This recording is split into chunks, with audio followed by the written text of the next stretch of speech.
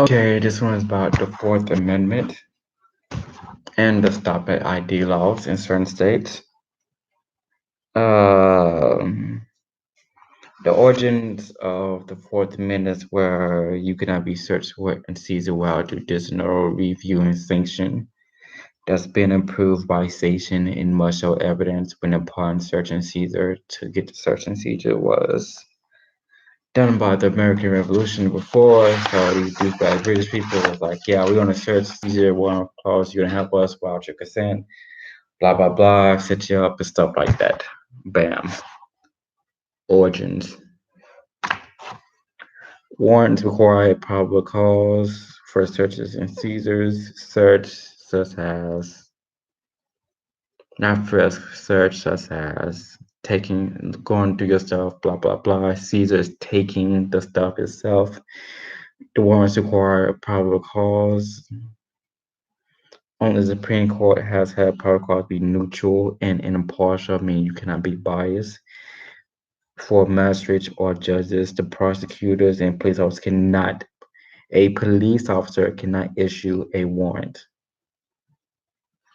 A warrant authorizing a search or an arrest can be issued only if the judge is reasonably convinced on the basis of evidence presented by the prosecutor or the police that probable cause for the search or arrest exists, meaning it must be explained in detail, reviewed of evidence, and correctly found probable cause, meaning you have correct evidence.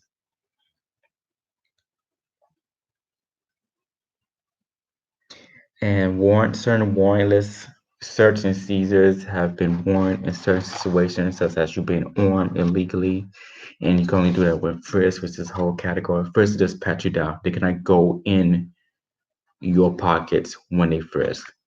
I know, right? It's been happening a whole bunch of people throughout people's lives and stuff. A frisk, a person cannot go in your pocket. They cannot go inside your belonging. They can only feel on the outside, and that's only happen if they believe you to have a weapon and they have probable cause to believe you have not probable reasonable suspicion for you to have a weapon with factual evidence, not articulable probable cause, meaning they have some form of facts that you have a weapon on it. You can have a phone in your pocket and they can seize the phone and they cannot take it out.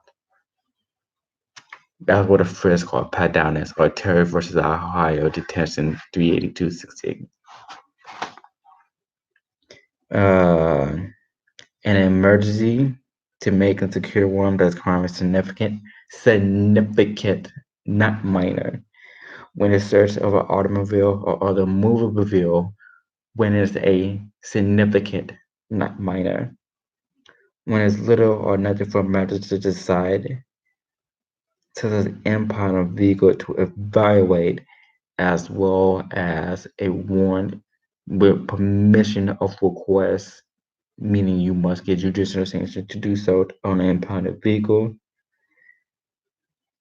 a lawful arrest, and when the items are seized in plain view, meaning your items are ready. You have cocaine open, they're going to seize that. Congratulations. Thumbs up.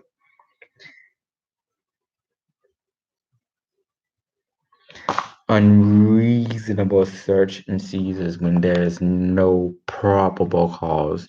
Reasonable suspicion, maybe, but no probable cause. You can't do, on a reasonable suspicion, you cannot search and seize.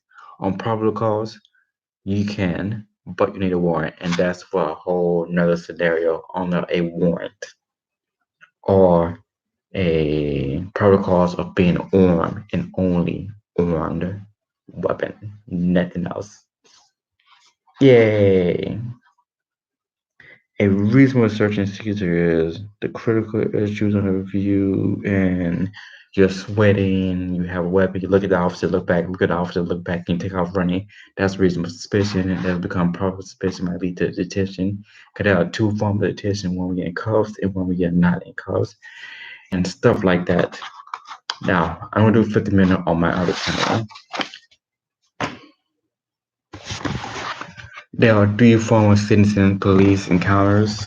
Come to this twice for my own personal knowledge, for my own study, because I do logging. Disclaimer alert, I am not an attorney. I attempted school to go to paralegal and then did not align my moral code. Even Even judges, lawyers, and people that taught at that school state, I don't answer questions. I'm not discussing my day with you. Am I being detained? You have no authority to do so. Send me your supervisor. Come back again when you have someone else that can do it. Even judges say that, but most people don't know that, especially brown people. Don't worry, I educate y'all soon enough. Um, there's consensual in conversation. A police can just walk up to anyone and ask questions at any time. There's no problem with that. I don't see a problem with that.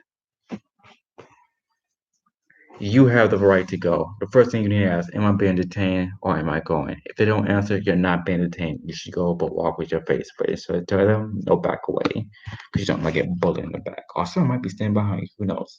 Personal experience. That's consensual. It's conversation. It's them. They have a reason to believe, but they don't have a reason to believe by actual facts or articulable evidence enough to believe so. So they just come up and just ask you questions. How's your day going? What you doing? I'm doing pretty fine. How's you doing? Blah blah blah blah blah blah. And I'm being detained. No, you walk. Am I being detained? Yes. If they saying you being detained, which is on the category of reasonable suspicion, meaning they have articulated facts of evidence behind it, of reason why they detained you, not in cuffs yet. And then you ask, why am I being detained? And they can't give you anything. You're not being detained. And stopping ID states, stopping identified states to non-stop identified states. Stop and identify states is when you're being detained under reasonable suspicions, then they tell you the reasons, but articulated facts and evidence behind it. Some states require you to show your ID. Some states require you to show an ID and give a name, nothing else. Some states just require you to give a name and nothing else. Other than that, nothing else. Stop an ID basically means that officer can detain you and you must show an ID or give up identification information. Now, if the officer have no factual evidence or reasonable suspicion behind it, then you do not have to show your identification. What's a reasonable cause behind it? What's the reasonable suspicion behind it? Do you have articulated facts and evidence? You got proof of that articulated facts and evidence.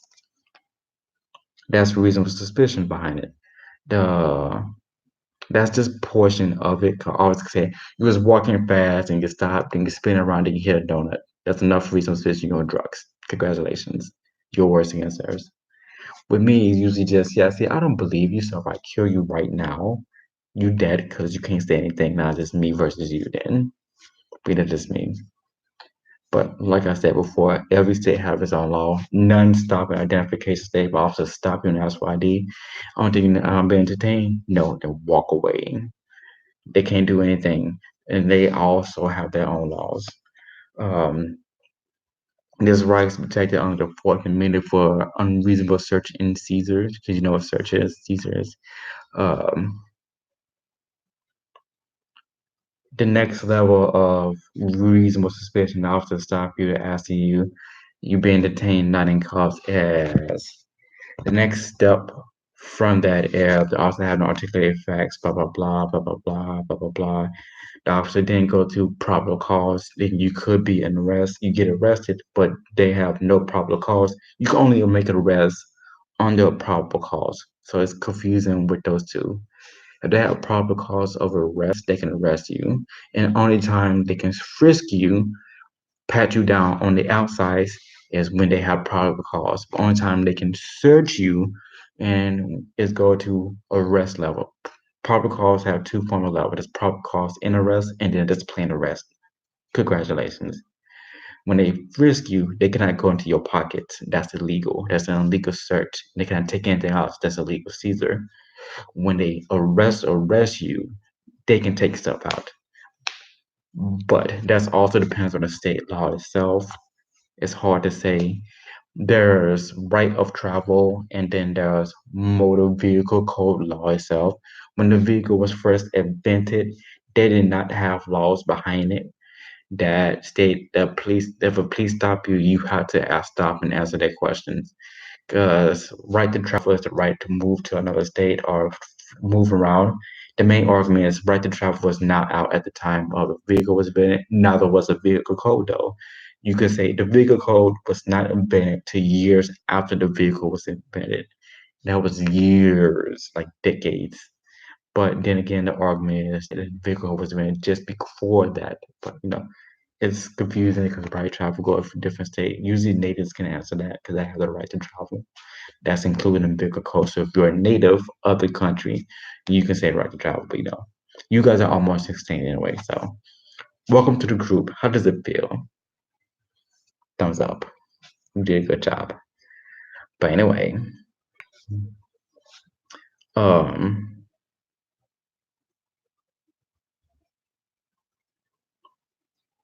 like I said before, it's hard to say because once you get probable cause, they can frisk you. Once you get probable cause and arrest, they can pat you down. The main topic I heard every judge, attorney say, I do not answer questions. I am not discussing my day with you. And then just go throughout the whole thing. I'm not answering any questions. I'm not discussing my date with you. Why you stop me? Am I being detained? What are your reasonable suspicion? And where are the articulated facts set? Where are the fact sets? The probable cause next level.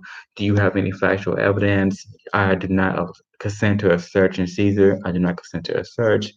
Blah blah blah blah. Stuff like that. Have fun.